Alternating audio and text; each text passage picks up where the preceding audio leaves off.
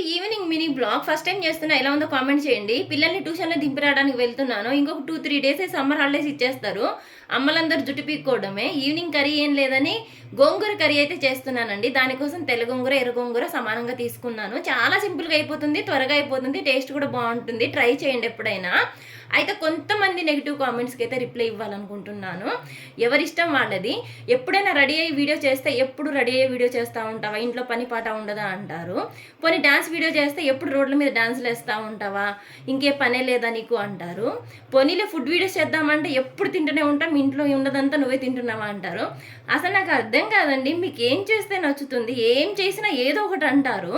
అలాంటప్పుడు ఎదుటి వాళ్ళని పట్టించుకోకుండా మనకి నచ్చింది మనం చేయాలని నాకు అర్థమైంది.